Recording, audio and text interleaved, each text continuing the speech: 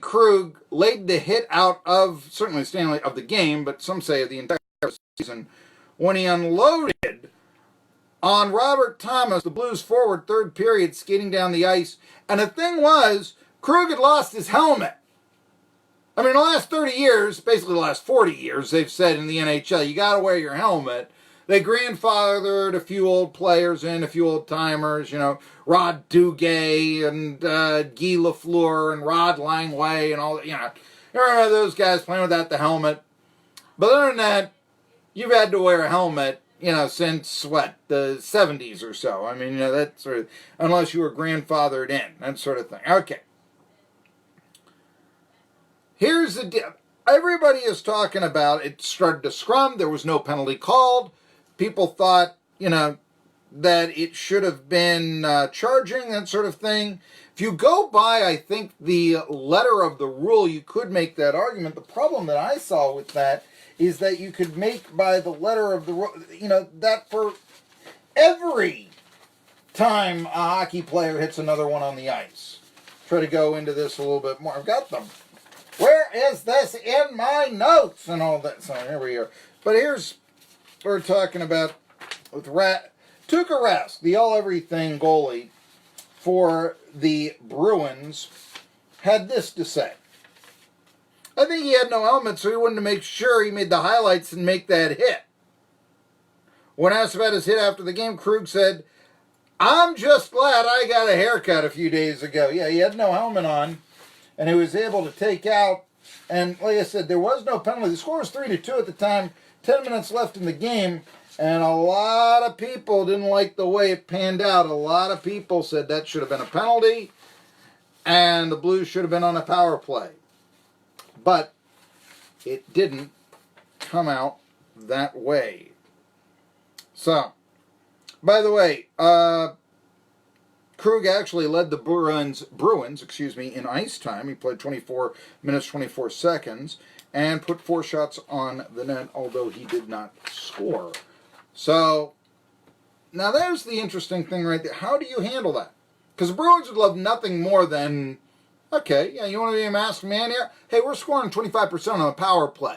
Yeah, come after him. Go ahead. So do the Blues do that? You don't do that to us.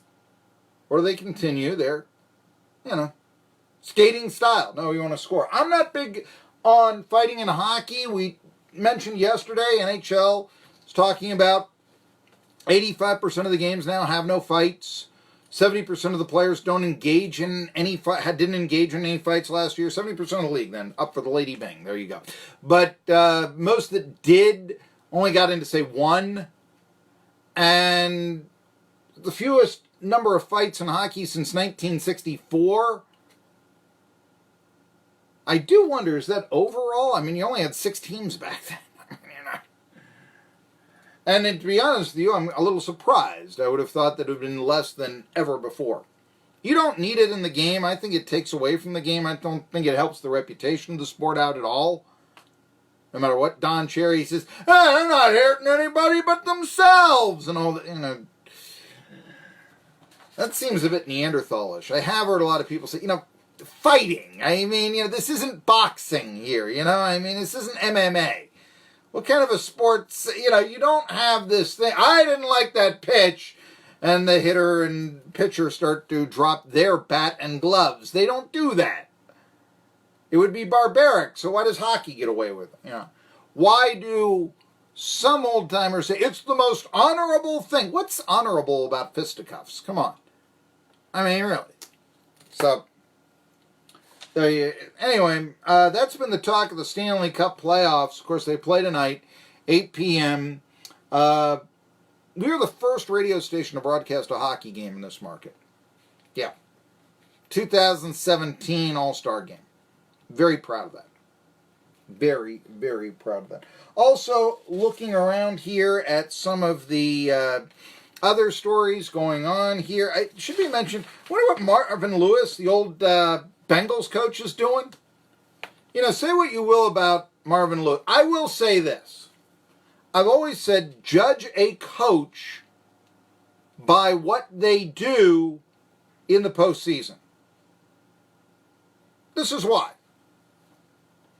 I am a believer that in the regular season, especially baseball, and maybe hockey as well, but your talent is going to carry out. In other words, manager blows a ball game, hey, Alex Cora couldn't find the right relief pitcher last night, okay? So we'll put the onus of the ball game on, the Indians come back in the ninth, on the skipper. He didn't come out with the right relief pitcher, okay? This sort of. And he tried 4 of them. None of them worked. All right. Now, point being, if that's the case, Cora just cost his team 1 game out of 162. You can overcome that.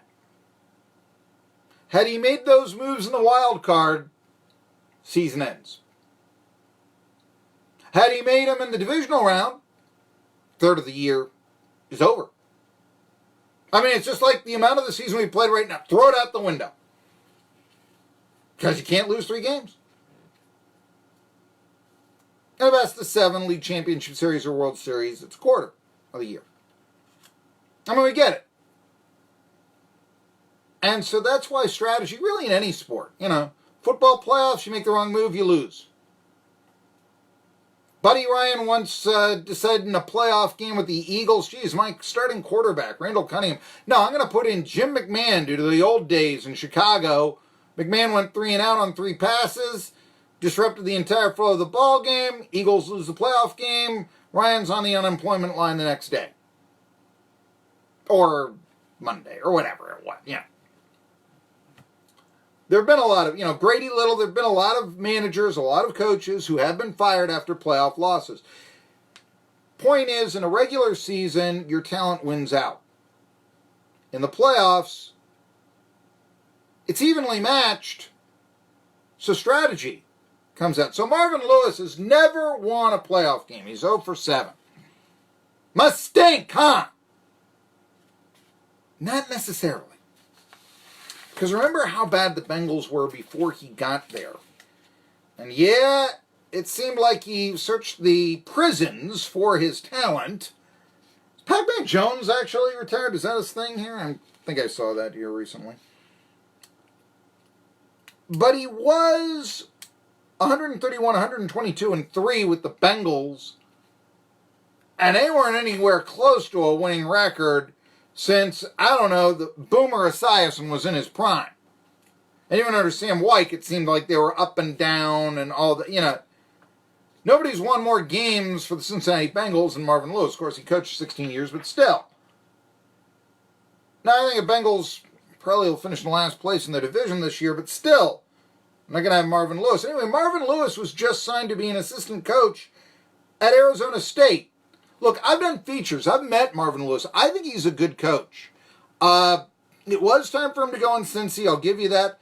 But assistant to Herm Edwards at Arizona State, they might be on to something there. I could see that working. 20 WEMB Sports Radio Irwin. Real Sports Talk. A Jet Broadcasting Station. The Unicoi County Prevention Coalition wants you to know that it is illegal to provide alcohol to youth under the age of 21. If parents, homeowners, or those over the age of 21 provide alcohol to youth or a place for youth to drink alcohol, they can be charged with a misdemeanor in a court of law.